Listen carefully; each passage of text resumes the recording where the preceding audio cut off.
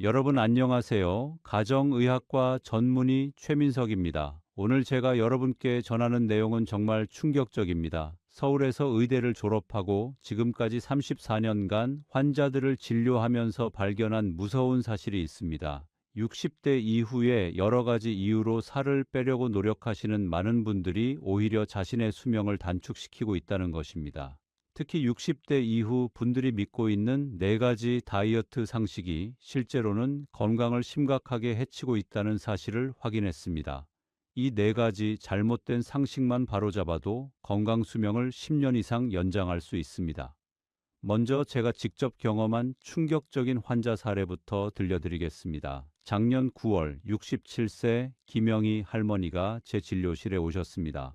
원장님, 저 요즘 다이어트해서 10kg 뺐어요. 그런데 왜 자꾸 어지럽고 힘이 없을까요? 할머니는 자랑스럽게 말씀하셨지만 제가 보기에는 심각한 상황이었습니다. 할머니께서 4개월 동안 어떻게 다이어트를 하셨는지 자세히 물어봤습니다. 하루에 한 끼만 먹고 그것도 샐러드나 과일만 먹었어요. 물도 많이 마시고 말이에요. 전형적인 극단적 칼로리 제한 다이어트였습니다. 할머니의 혈액 검사를 해보니 충격적인 결과가 나왔습니다. 헤모글로빈이 9퀸다코인리엘로 심한 빈혈 상태였고 알부민 수치는 3총르리엘로 영양실조 직전이었습니다.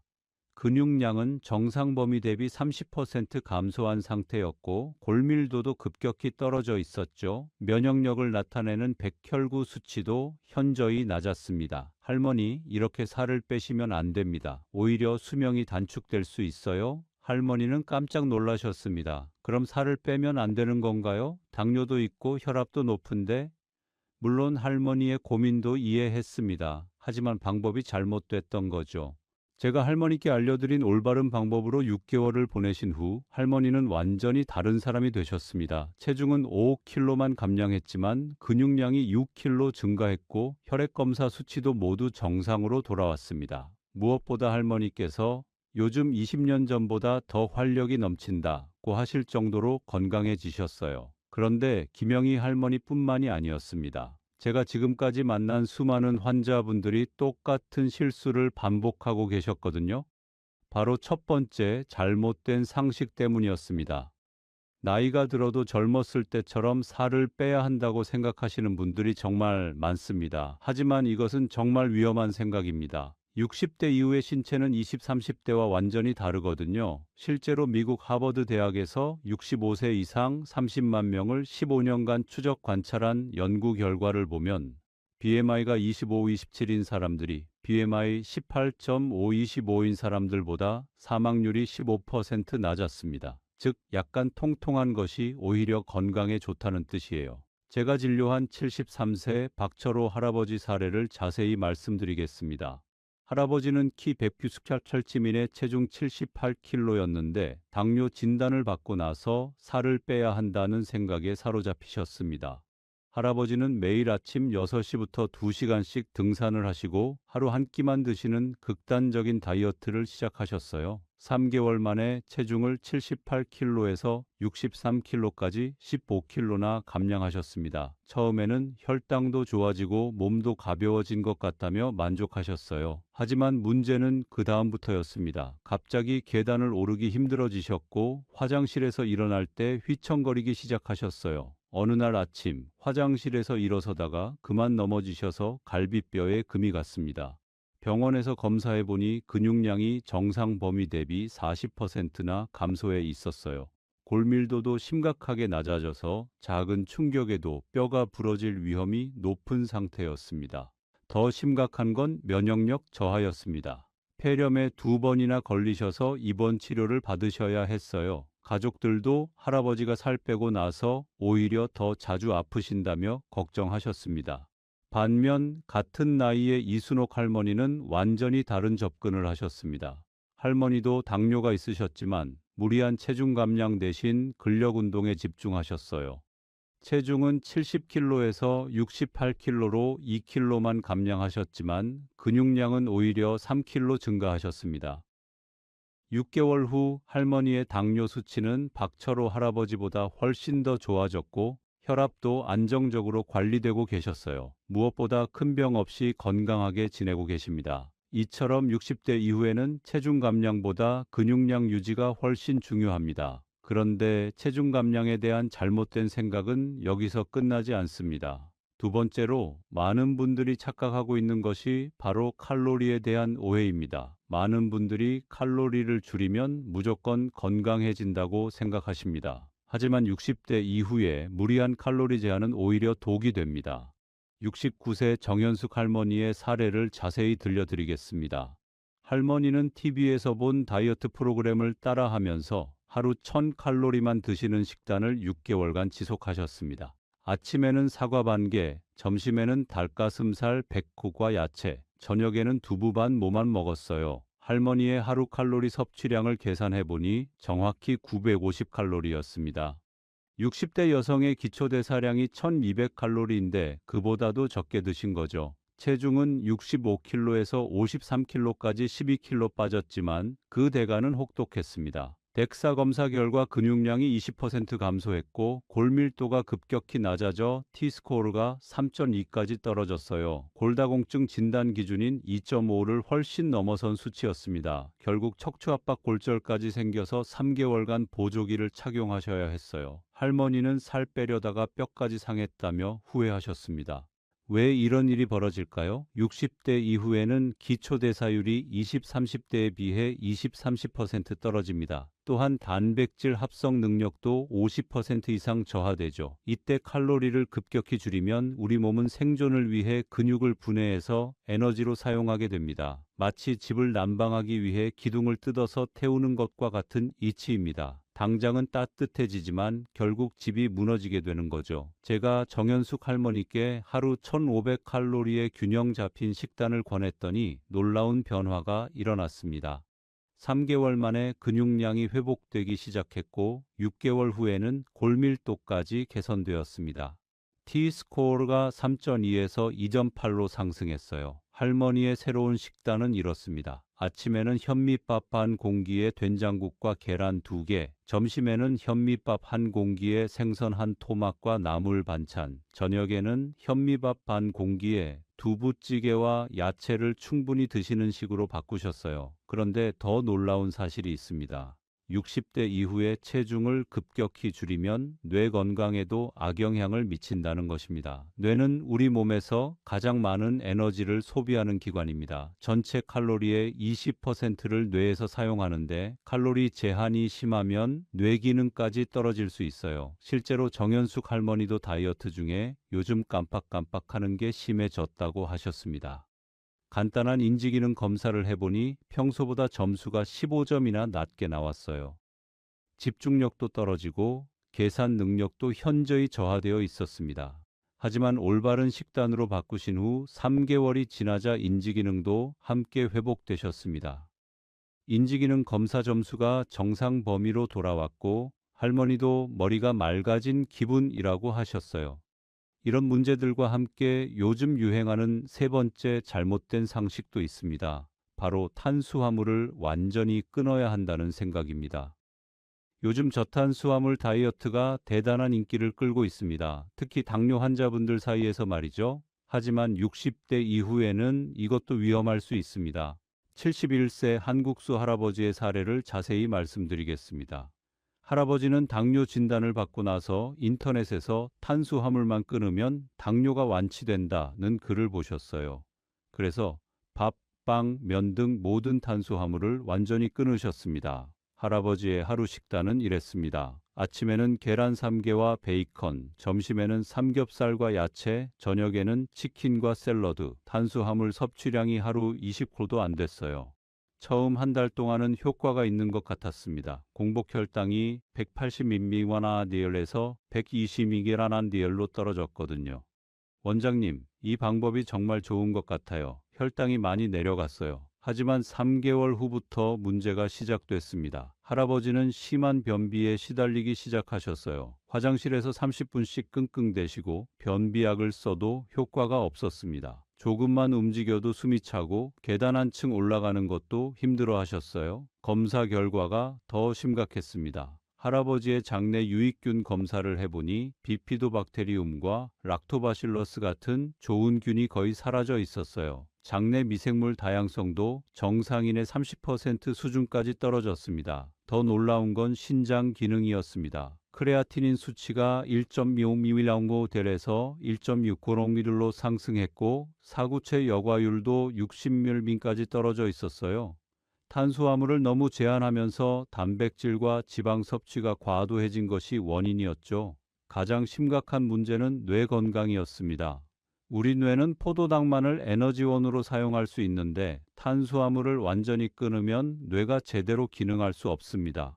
물론 간에서 케톤체를 만들어 대체 에너지로 사용할 수는 있지만 60대 이후에는 이런 대사 능력이 떨어져요. 할아버지도 기억력이 현저히 나빠지셨습니다. 어제 뭘 먹었는지도 기억이 안 난다고 하시더라고요. 판단력도 흐려져서 운전할 때 실수가 잦아졌고 가족들도 할아버지가 예전 같지 않다며 걱정하셨습니다. 간이 인지기능 검사를 해보니 치매 고위험군에 해당하는 점수가 나왔어요. 불과 6개월 전만 해도 정상이었는데 말이죠. 제가 할아버지께 현미와 잡곡 위주의 복합 탄수화물을 하루 150g 정도 드시도록 권했더니 2달 만에 놀라운 변화가 일어났습니다. 먼저 변비가 해결되었어요. 장내 유익균도 서서히 회복되기 시작했고 피로감도 사라졌습니다. 가장 중요한 건 혈당 관리가 오히려 더 안정적이 되었다는 점이에요. 급격한 혈당 변동 없이 평균 혈당이 103mg/dl 수준에서 안정적으로 유지되었습니다. 인지 기능도 크게 개선되었어요. 기억력이 돌아오고 집중력도 회복되었습니다. 가족들도 할아버지가 예전처럼 말이 많아지셨다며 안도하셨어요. 하지만 여기서 끝이 아닙니다. 가장 위험한 네 번째 상식이 남아 있어요. 많은 분들이 살만 빠지면 모든 병이 낫는다고 생각하십니다. 이것은 정말 위험한 착각입니다. 특히 60대 이후 급격한 체중 감소는 오히려 심각한 질병의 신호일 수 있거든요. 66세 김말순 할머니의 사례를 들려드리겠습니다. 할머니는 특별한 노력 없이 6개월 동안 체중이 62kg에서 54kg까지 8kg나 빠지셨습니다. 살이 빠져서 좋다고 생각하셨죠. 주변 사람들도 날씬해져서 보기 좋다고 칭찬했어요. 하지만 제가 보기에는 이상했습니다. 특별한 다이어트를 하지 않았는데 6개월에 체중의 13%가 빠진 것은 비정상적이었거든요. 정밀 검사를 권했더니 초기 위암이 발견됐습니다. 다행히 1기 초기 암이어서 내시경 절제술로 완치하셨지만 만약 살 빠져서 좋다고만 생각하고 넘겼다면 어떻게 됐을까요? 2, 3기로 진행되어 수술이 훨씬 어려워졌을 거예요. 할머니는 정말 다행이다. 선생님이 아니었으면 큰일 날 뻔했다며 고마워하셨습니다. 의도하지 않은 체중 감소는 암뿐만 아니라 갑상선 질환, 당뇨병, 합병증, 우울증 등 다양한 질병의 초기 신호일 수 있어요. 또 다른 환자인 70세 박영자 할머니는 완전히 다른 경우였습니다. 할머니는 건강해지고 싶어서 무리한 다이어트를 시작하셨어요. 하루 800칼로리만 섭취하고 매일 2시간씩 운동하는 극단적인 방법이었습니다. 6개월 만에 70kg에서 50kg까지 20kg를 감량하셨어요. 체중 감소율이 무려 28%였습니다. 처음에는 내가 이렇게 의지가 강했나 하며 뿌듯해하셨죠. 하지만 문제는 그 다음부터였습니다. 면역력이 급격히 떨어져 대상포진에 걸리셨어요. 대상포진은 보통 면역력이 약할 때 발생하는 질환인데 할머니의 경우 너무 심해서 3주간 입원 치료를 받으셔야 했습니다. 더 심각한 건 우울증이었어요. 할머니는 살은 빻는데 왜 이렇게 우울할까 하며 눈물을 흘리셨습니다. 극단적인 칼로리 제한이 세로토닌과 도파민 같은 신경 전달 물질의 생성을 방해한 것이 원인이었죠. 검사 결과 할머니의 혈중 세로토닌 농도가 정상 범위의 절반 수준까지 떨어져 있었어요. 근육량도 정상 범위 대비 35% 감소했고 골밀도는 T-스코어 3.5까지 떨어져 심각한 골다공증 상태였습니다. 할머니는 살을 빼고 나니 오히려 더 아프다. 이럴 줄 알았으면 차라리 뚱뚱한 채로 있는 게 나았을 것 같다며 후회하셨습니다. 왜 이런 일들이 벌어지는 걸까요? 60대 이후에는 면역 시스템이 약해지는데 급격한 체중 감소가 이를 더욱 악화시키기 때문입니다. 또한 근육량 감소로 인해 낙상 위험이 높아지고 골절이나 다른 부상으로 이어질 가능성도 커집니다. 그렇다면 60대 이후에는 도대체 어떻게 체중을 관리해야 할까요? 이제 그 정답을 단계별로 자세히 알려드리겠습니다. 첫 번째로 해야 할 일은 관점을 완전히 바꾸는 것입니다. 체중계 숫자에만 매달리지 마시고 체성분에 집중하셔야 합니다. 74세 조순이 할머니의 사례를 자세히 들려드리겠습니다. 할머니는 키 155cm에 체중 65kg였는데 살을 빼야 한다는 강박에 사로잡혀 계셨어요. 하지만 저는 할머니께 체중 감량이 아닌 체성분 개선을 권했습니다. 할머니는 체중은 그대로 유지하면서 주 3회 근력 운동을 시작하셨어요. 스쿼트 15회 3세트, 팔굽혀펴기 10회 3세트, 덤벨 들기 12회 3세트를 기본으로 하셨습니다. 처음에는 무릎을 대고 하는 팔굽혀펴기부터 시작하셨어요. 처음 한 달은 체중이 안 빠지네요 라고 실망하셨습니다. 오히려 1kg 정도 늘었거든요. 하지만 제가 근육이 늘고 있는 증거라고 설명드리자 계속 운동을 하셨어요. 3개월 후 체성분 검사를 해보니 놀라운 변화가 있었습니다.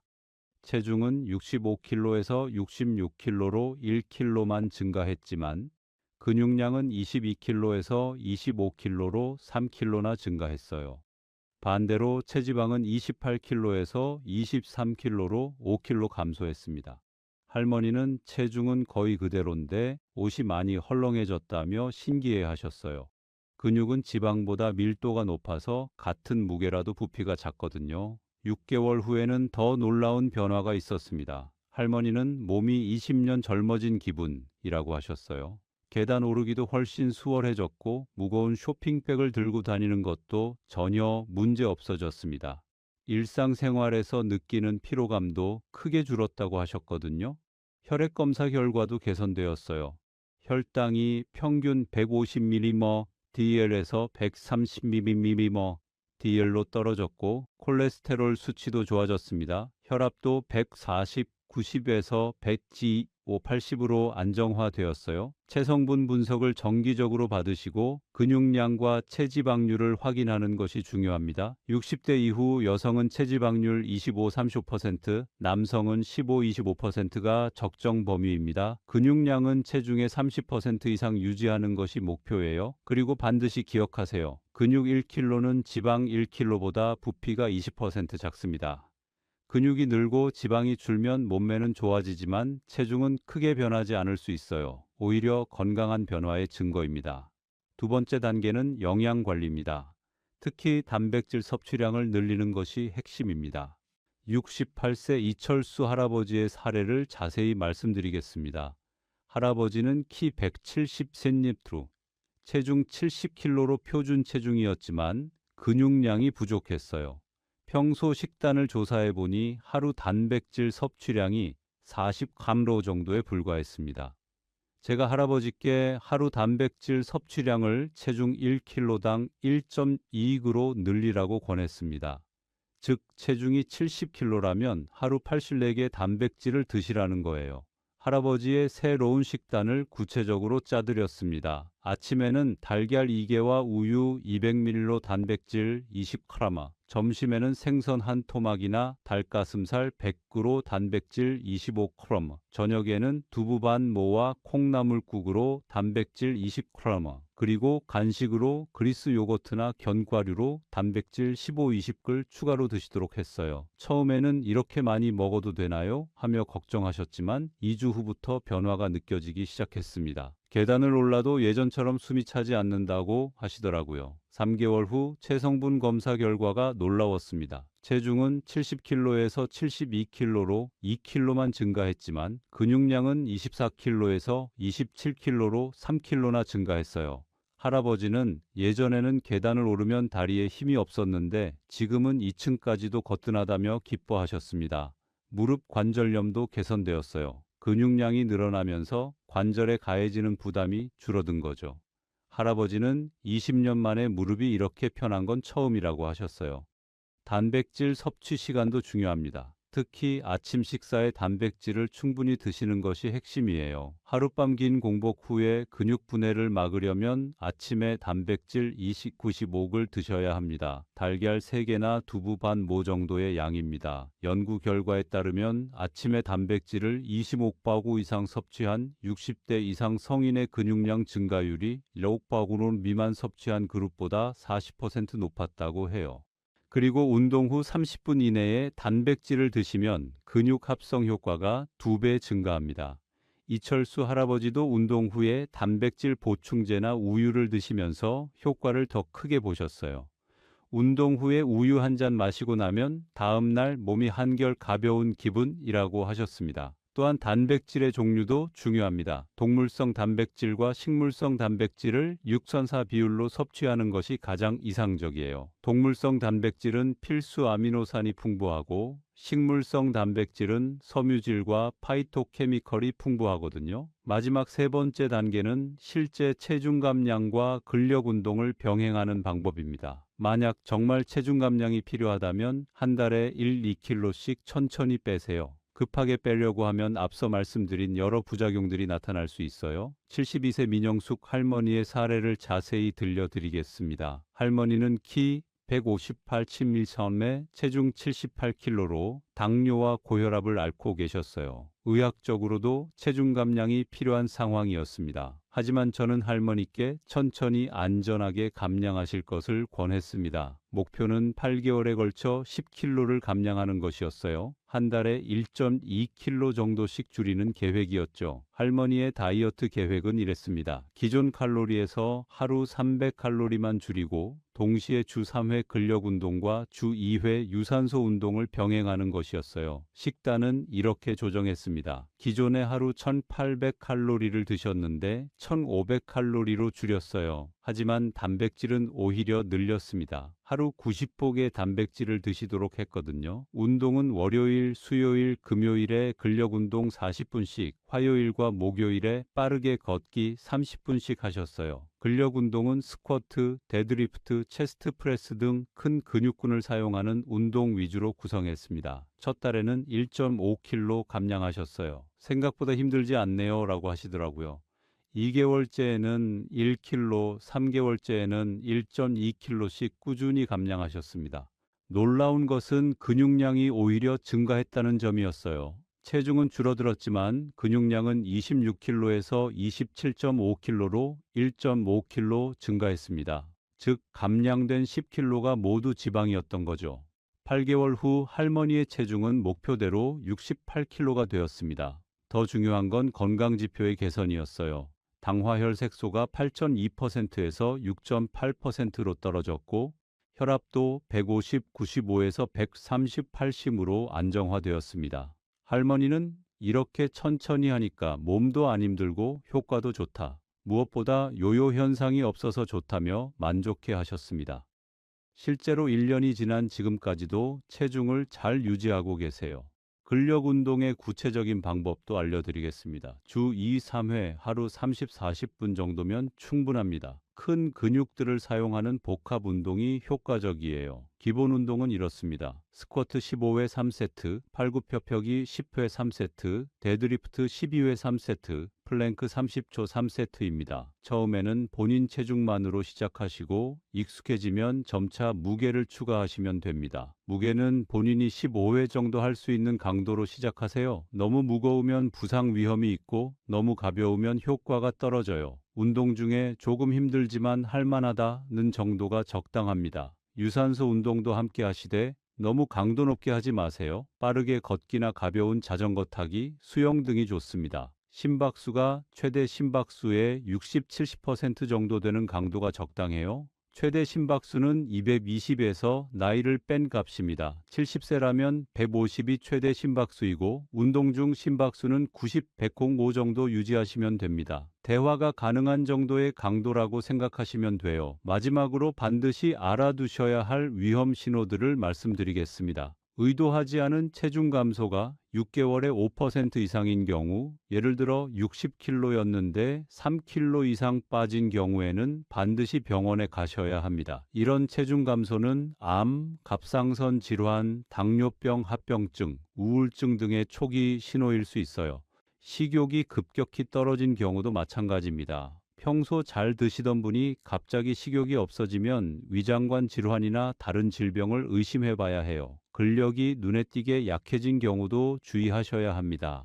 예를 들어 평소 쉽게 열던 병뚜껑을 열기 어려워지거나 계단 오르기가 갑자기 힘들어진다면 근감소증을 의심해 봐야 해요. 자주 넘어지거나 균형 감각이 떨어진 경우에도 전문의와 상담하세요. 낙상은 60대 이후 사망 원인 중 하나일 정도로 위험하거든요. 또한 우울감이나 의욕 저하가 심한 경우에도 주의하셔야 합니다. 급격한 체중 감량 후에 나타나는 우울증은 영양 불균형과 호르몬 변화 때문일 수 있어요. 정리하면 이렇습니다. 첫째, 60대 이후에는 체중보다 근육량이 중요합니다. 약간 통통한 것이 오히려 건강에 좋아요. BMI 25-27 정도가 가장 안전한 범위입니다. 둘째, 무리한 칼로리 제한보다는 균형 잡힌 영양 섭취가 핵심입니다. 특히 단백질을 체중 1kg당 1.259 이상 드세요. 하루 1500칼로리 이하로 내려가지 마시고요. 셋째, 탄수화물을 완전히 끊지 마시고 현미나 잡곡 등 좋은 탄수화물을 하루 150g 정도 드세요. 뇌 건강과 장 건강을 위해서 반드시 필요합니다.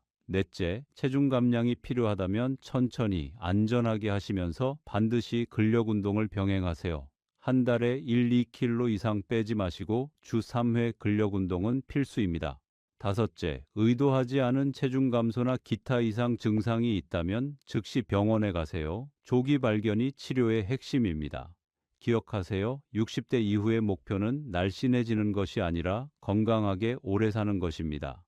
잘못된 다이어트로 수명을 단축시키지 마시고 올바른 방법으로 건강 수명을 연장하시기 바랍니다. 김영희 할머니처럼 무리한 다이어트로 고생하지 마시고 조순이 할머니나 민영숙 할머니처럼 건강하고 활기찬 노년을 보내시길 바랍니다. 체중계 숫자에 연연하지 마시고 근육량과 체력 그리고 삶의 질에 집중하세요. 건강한 60대 이후를 위해서는 올바른 정보와 꾸준한 실천이 필요합니다. 오늘 말씀드린 내용들을 참고하셔서 여러분만의 건강 관리 계획을 세우시기 바랍니다. 여러분의 건강한 노후를 진심으로 응원합니다. 감사합니다.